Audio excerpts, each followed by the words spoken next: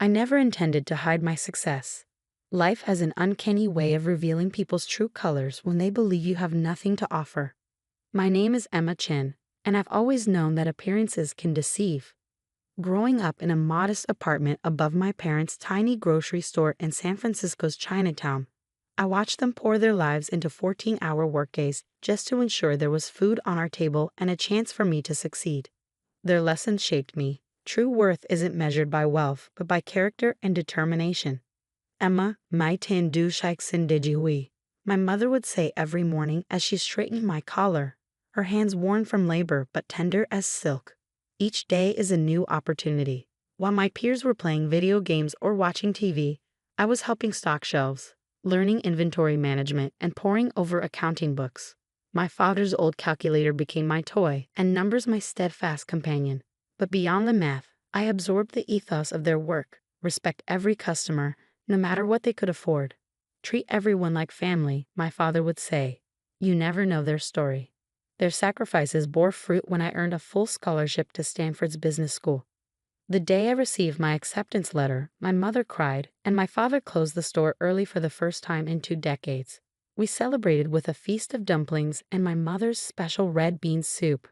At Stanford, I worked relentlessly, channeling the grit my parents had instilled in me.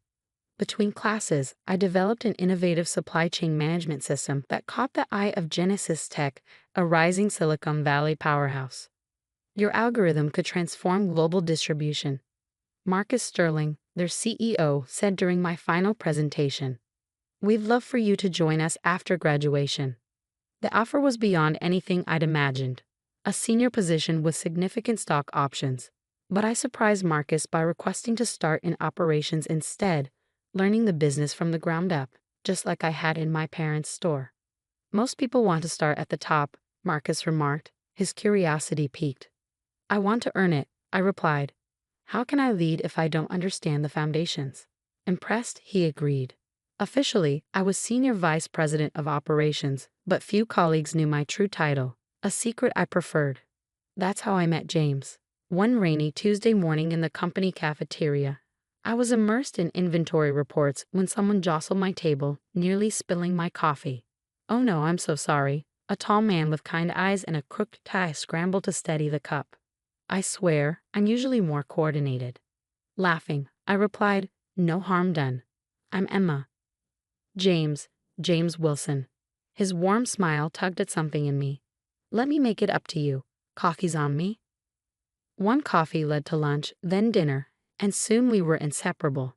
James worked in marketing, his creative flair complementing my analytical nature. He loved hearing about my work in operations, always curious about my day. You don't just see problems, he said one evening as we strolled along the bay. You see solutions. When he proposed 6 months later, I said yes without hesitation. It wasn't until we began planning the wedding that I encountered his mother, Victoria Wilson. Our first meeting took place in their Pacific Heights mansion, a monument to old money. Victoria greeted me from atop a marble staircase, her demeanor icy. So, she began surveying me through designer glasses. You work in operations? She practically spat the word. Yes, I said evenly, offering no further explanation. And your parents? They own a grocery store in Chinatown. Small business owners, she murmured, exchanging a look with her husband. Well, everyone has to start somewhere. James squeezed my hand but said nothing, a red flag I chose to ignore. In the weeks leading up to our wedding, Victoria's subtle digs and overt meddling became routine. She dismissed my preferences as charmingly simple and insisted on orchestrating everything. Darling, she'd say, patting my hand as if consoling a child, leave it to those who understand these things. Even my wedding dress, a modern design with traditional Chinese accents, became a point of contention. But dear at the street Francis, wouldn't you prefer something more appropriate? This is appropriate, I replied firmly. It honors both cultures. She pursed her lips. Well, I suppose it's your decision. Though James's first girlfriend, Caroline, always had such elegant taste. European, you know. James, yet again, said nothing. Despite Victoria's interference, the wedding was beautiful. My parents sat in the front row, tears glistening in their eyes. Meanwhile, Victoria held court, regaling her bridge club with tales of James' accomplished cousins. Of course, not everyone marries up, I overheard her say, her tone dripping with disdain. Post-wedding life didn't ease the tension. Monthly family dinners became tests of patience as Victoria's barbs continued. Emma, dear, could you help the housekeeper clear the table? You must feel more at home in the kitchen. Or, James, Caroline just made partner at her law firm. Isn't it inspiring when people reach their full potential? By Christmas, Victoria announced a grand holiday dinner, emphasizing, everyone who matters will be there. Everyone who matters, I echoed. Yes, well, you understand. Family. James stared into his wine glass, silent as always. What Victoria didn't know was that her Christmas dinner would unravel her assumptions in ways she could never predict. But that's a story for another time. We arrived at the Wilson mansion at exactly 6 o'clock.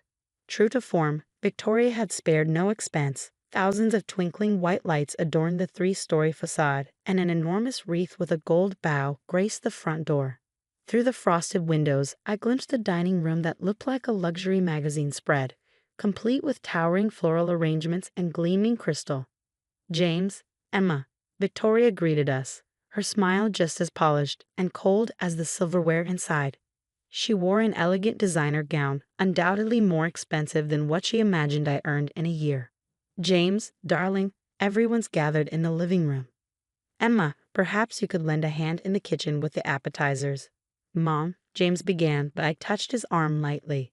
It's fine, I said, my voice calm. Victoria's lips curled in a smug smile. So considerate. That's what we love about her, isn't it, James? Always willing to pitch in. James offered a weak laugh and followed her into the living room, leaving me alone in the hallway. In the kitchen, I found Maria, the Wilsons' housekeeper of 15 years, commanding a small team with the precision of a general. When she spotted me, her warm smile reached her eyes. Mrs. Emma, what are you doing in here? You're a guest. Apparently not, I replied with a wry smile.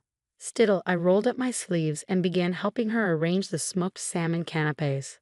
The doorbell chimed again, followed by Victoria's delighted exclamations as more guests arrived. Among the voices, one stood out, Caroline. Of course, James' ex-girlfriend had somehow found her way onto the guest list. When it was time for dinner, Maria and I carried the appetizers into the formal dining room. The sight that greeted me was as grand as I'd imagined. A massive table set for 24, each place adorned with Waterford crystal and antique silver.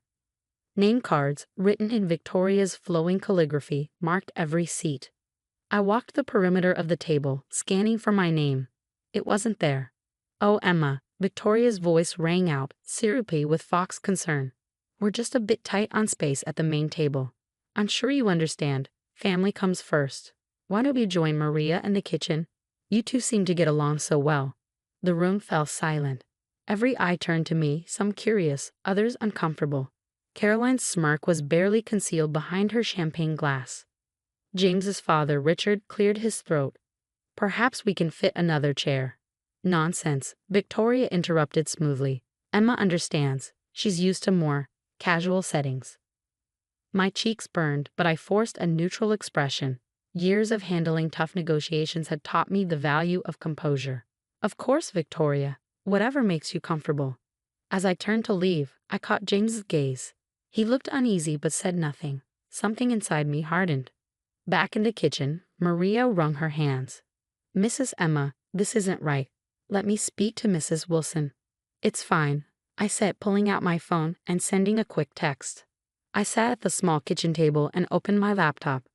At least let me fix you a plate, Maria insisted. Thank you, Maria, but I have some urgent work to handle. Major supply chain issue. I offered a reassuring smile as I reviewed the data Marcus had sent. The problems in Asia were more severe than I'd hoped, but not insurmountable. From the dining room came the sound of laughter and clinking glasses. Victoria's voice floated above the rest, recounting tales from James's childhood. Caroline chimed in with anecdotes from their high school days. 20 minutes passed, then 30. The doorbell rang again. Maria moved to answer it, but I stopped her. That's for me. I opened the door to find Marcus Sterling, CEO of Genesis Tech, standing in his signature tailored suit, a look of mild concern on his face. "Emma," he greeted me warmly. "Apologies for intruding on your Christmas dinner, but we need your input on the Asia situation." "Of course," I said, gesturing for him to come in. "Though technically, I'm not at the dinner table." His brow furrowed. "Not at the table? Why not?" "Why don't we find out together?" We walked into the dining room, where the hum of conversation stopped abruptly. 24 heads swiveled toward us, curiosity and confusion etched on their faces. Victoria stood quickly, her expression hard to read. "I'm so sorry, sir. The help isn't supposed to let visitors in unannounced. Emma, you should know better." Marcus blinked, then turned to me. "Help? I'm confused. Why is my senior vice president of operations eating in the kitchen?" The silence was deafening. Victoria's face drained of color. "Senior vice president?" "Yes," Marcus said, oblivious to, or perhaps enjoying, the tension. "Emma's leadership has been pivotal to Genesis Tech's success. Her supply chain system is groundbreaking. Surely her husband has mentioned her accomplishments." All eyes turned to James, who looked like he might faint. I didn't know," he stammered. "You never asked," I said quietly. Caroline's champagne flute slipped from her hand, shattering against the hardwood floor. No one moved to clean it up. But you work in operations," Victoria sputtered. "You said." "I do," I replied, my tone calm. "As the senior vice president, I chose to start at the ground level, just as my parents did in their modest grocery store." Marcus nodded approvingly. "Speaking of which, Emma, your mother's dumplings are extraordinary. The board loved them at our last meeting." Victoria collapsed into her chair, her shock plain. "Board meetings?" "Yes," Marcus continued. "Emma's one of our youngest board members. Her stock options alone are worth—" "Marcus," I interjected gently, "perhaps we should handle the Asia situation elsewhere. I wouldn't want to disrupt the family dinner." I turned to Victoria, my gaze steady. "Thank you for making my place in this family so abundantly clear. It's helped me make some important decisions." "Emma, wait," James said, finally standing. "We need to talk about this." "We do," I agreed. "But not tonight. Tonight, I have a company to run." As I left, I paused. "Oh, and Victoria, those dumplings you dismissed last month, they were a hit at our last gala, $200 per plate, quite the success with the governor." Marcus and I walked out into the crisp night air. As we approached his car, he glanced at me. "I've been wondering how long you'd let them treat you like that." I smiled faintly. "Sometimes it's better to let people show you who they really are." "And James?" "That's a decision for another day." As the car pulled away, my phone buzzed relentlessly with messages. From James, from Richard, even one from Caroline. But the one from Victoria stood out. "Emma, dear, I think there's been a misunderstanding." I turned off my phone. Asia needed my attention, and my life needed a fresh perspective. As my mother always said, each day is a new opportunity, and tonight, I'd seized mine. The next morning, I woke up in my private office at Genesis Tech, the resolution to the Asia crisis neatly tucked away in my outbox. A late-night video conference with our Shanghai partners and decisive action had steered the company away from disaster. As sunlight poured through the floor-to-ceiling windows, a knock on the door pulled me from my thoughts. "Mrs. Chen." Sarah, my assistant, peeked in. "Your husband is in the lobby." Again. This is his third attempt since dawn. I sighed and glanced at my phone. 47 missed calls, 93 texts, and an avalanche of emails. Victoria alone had sent 28 increasingly frantic messages. "Send him up, Sarah. It's time we talked." When James walked in, he looked nothing like his usual polished self.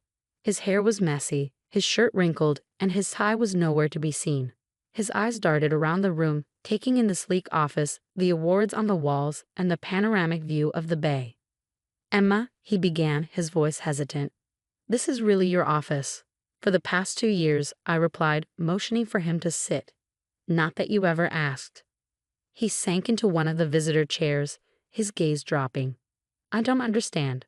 Why didn't you tell me?" "Tell you what? That I'm more than the girl your mother looks down on.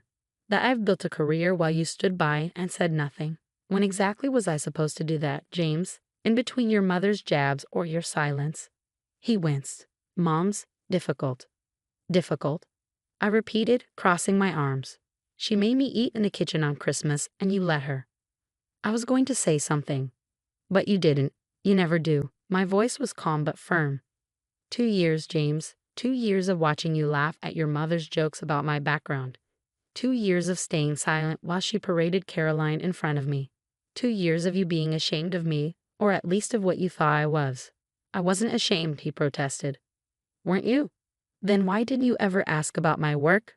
Why didn't you visit me here? Why didn't you defend me? Before he could answer, my phone buzzed. Marcus's name appeared on the screen. The board approved your Asia strategy, he said. Stocks up 12% already. Excellent work. Thank you, Marcus. I'll finalize the timeline today. When I hung up, James stared at me, his face pale. You report directly to Marcus Sterling. I have for years, I said, my tone matter of fact.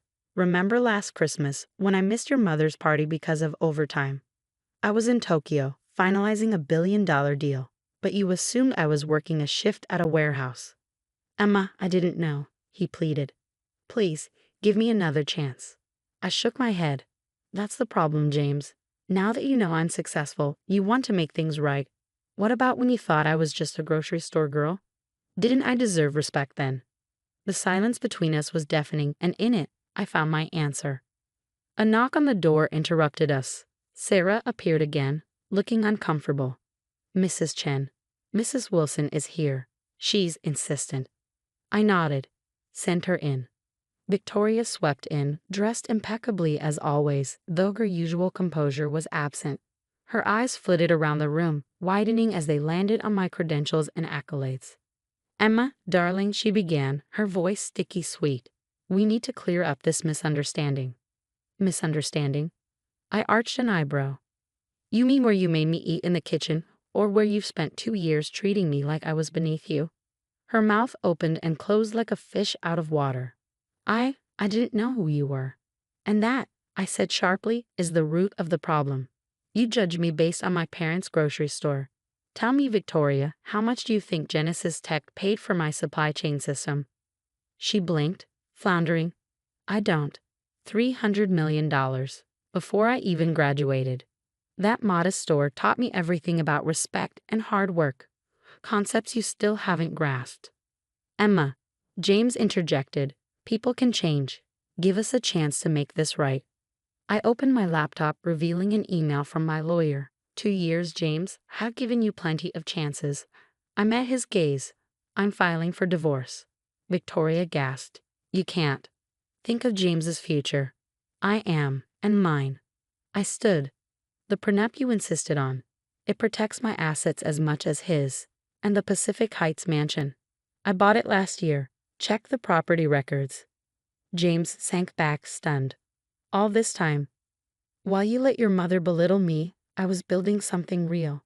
I pressed a button on my desk. Sarah, please escort Mrs. Wilson out. James, you have until Friday to move your things to your parents' house.